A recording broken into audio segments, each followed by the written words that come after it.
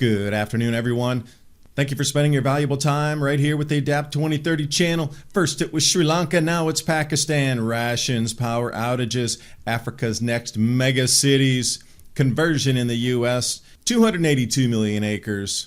Solar and wind, yet all the American cropland, 391 million acres. Carbon capture storage, let's plunk another 100 billion in. Set up new pipelines, or we could look to the oceans, aquaculture, seashell sequestration, but that'd be too much free food for the planet.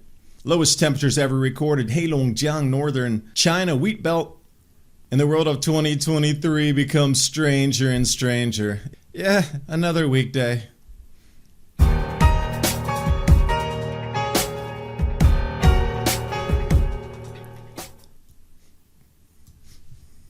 And the story of who's next. First we saw Sri Lanka, then we saw several African nations, and now we see Pakistan. It's just going to continue. It might have not hit the United States yet, but the power outages, the inflation, the food price increases, the food shortages, the rationing, the diesel rationing, the gasoline rationing, it will hit our shores at some point. Look outside America. Don't be focused so much on it's not happening here, so it's not happening. There's a lot of signs around the planet that you might want to get a little bit ready for this because it is inbound. First it was Sri Lanka. Remember, they went to 100% organic fertilizer, which caused the food shortages, which caused the civil unrest, and then they had the power outages, and then they had the fuel rationing. And what do we see here? Pakistan beginning its inflationary collapse May of 2022. Then they had to ration natural gas November 2022. And now the country's without power and they're rationing gas as of January 27th, 2023. Now, what do you think the next step would be in order, do you think? Because let's review Sri Lanka. June 2022, completely collapsed the economy. July 2022, economic crisis in the very same month, fuel rationing, food shortages. And this is the direction our world's going to continue if we stay on the same track. You think it's time to divert? I do.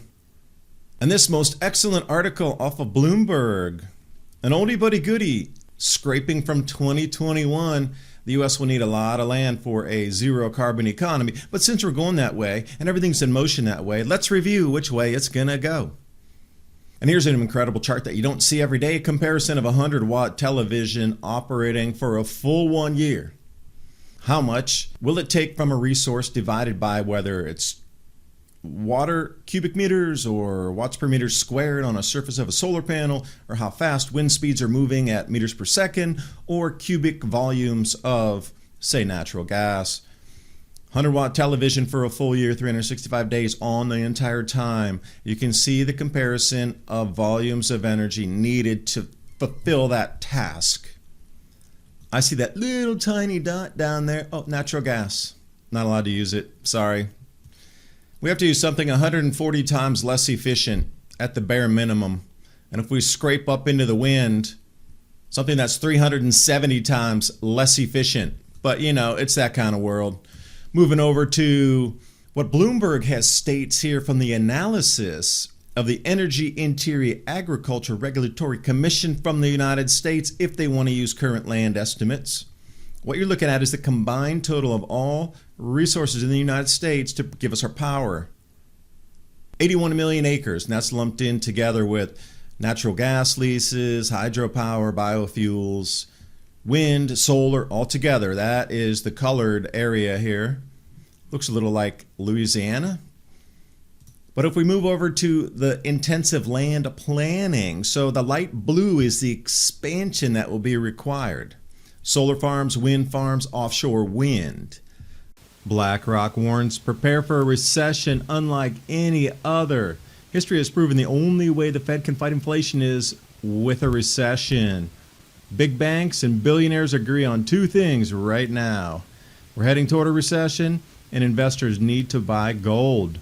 Patriot Gold Group is introducing the 2023 Recession Protection No Fee for Life IRA. Call the Patriot Gold Group today before it's too late.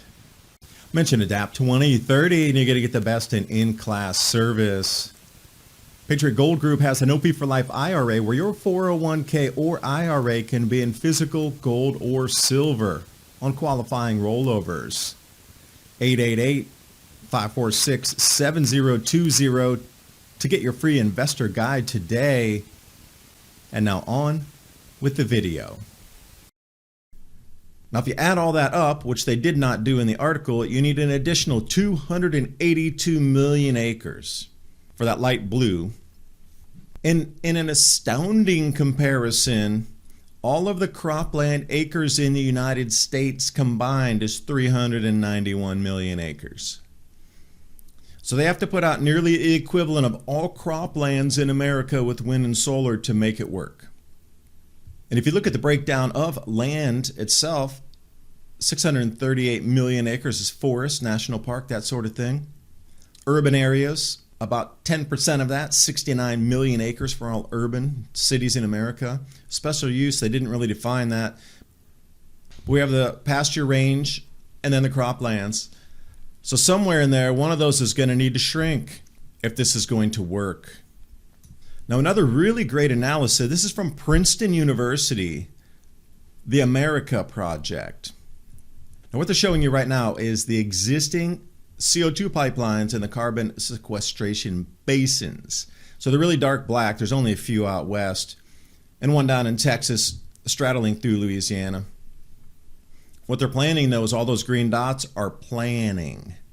All of the gray, very light gray, those are the planned pipelines to slam that back into the ground. They need at least 500,000 acres. That wasn't included in the wind and the solar, an extra 500,000 acres and $100 billion. So I said, okay, CO2, what can we do with that? Oh, shell building. Now we can come into massive aquaculture, could we not? Carbon dioxide dissolving in the ocean. This is salt water, obviously. Chemical reactions, and whoosh, you end up with a clamshell or various different shells, mussel shells, conch shells, cockle shells, anything with a shell.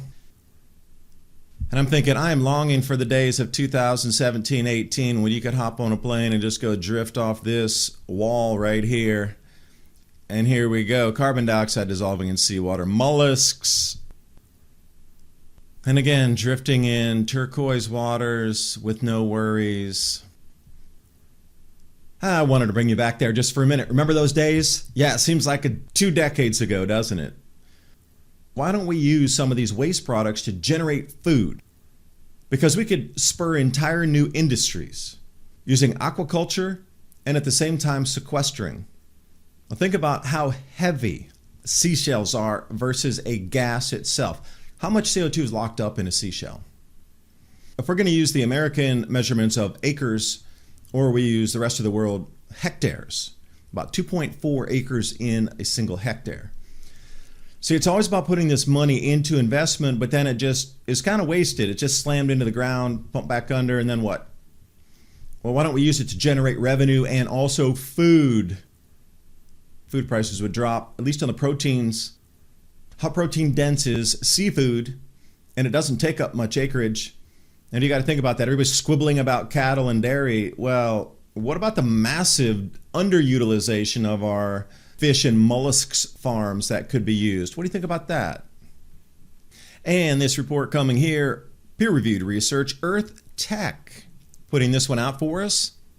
And apparently with their totals of oysters and controlled fish farming environments and aquaculture environments, 1,400 to 2,500 kilograms per hectare every 2 years. Remember, you'll need to multiply by 2.2 to get the amount of pounds, and then once we come up to that approximate 5,000 pounds, then we can divide by 2 and then get 2.5 tons. Remember, at the same time, providing a food source for the planet. 2 birds, 1 stone. But I don't think that does it justice. I think 2 shellfish, 1 stone would be a better way to describe that. Which leads me right back to the question, why are so few people talking about this? You know, if we have to go the direction of putting everything underground, why aren't we looking at every single possible solution for CO2 mitigation, carbon sequestration? There's food involved. It'll be an overproduction of food.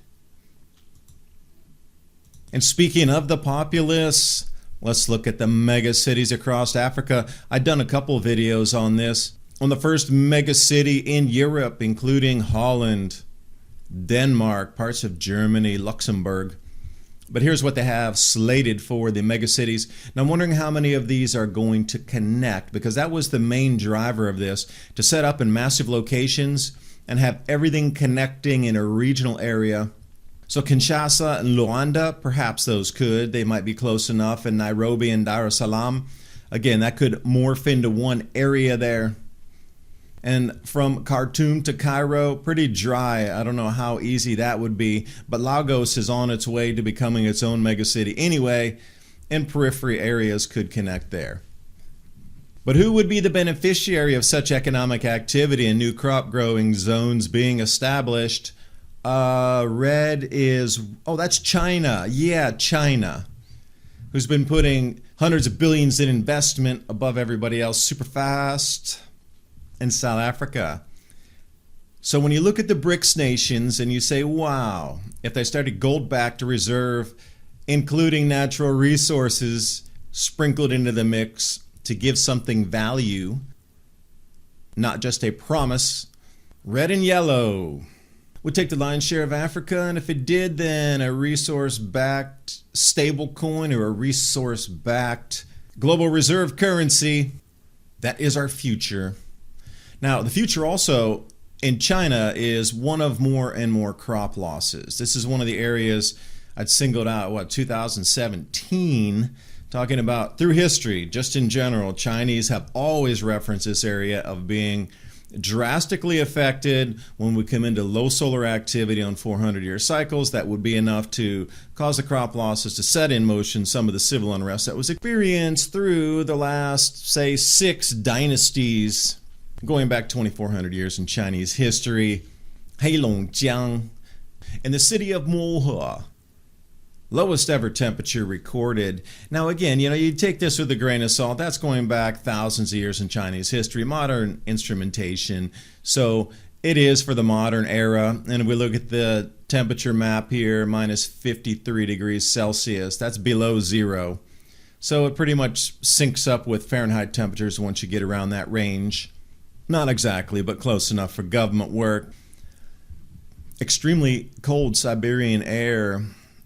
And when speaking of Chinese dynasty collapses, there seems to be, when the temperature drops, there is a lot of unhappiness in the citizenry, and the leaders are asked to move out of the way until somebody else can fix the problem. Like clockwork. When they can't grow food, China shifts and changes. Ransom Goddard and myself talk about this every Thursday night, 10 p.m. to midnight on the Mini Ice Age Conversations podcast, YouTube, and Mountain High Time channels, right along with Rumble. If you're looking for some storable foods, My Patriot Supply and Adapt 2030, that link's in the description box below, along with all of tonight's images, stories, graphs, so you can do your own research and share with friends and family. Thanks for watching, and I'll see you next time. Bye for now.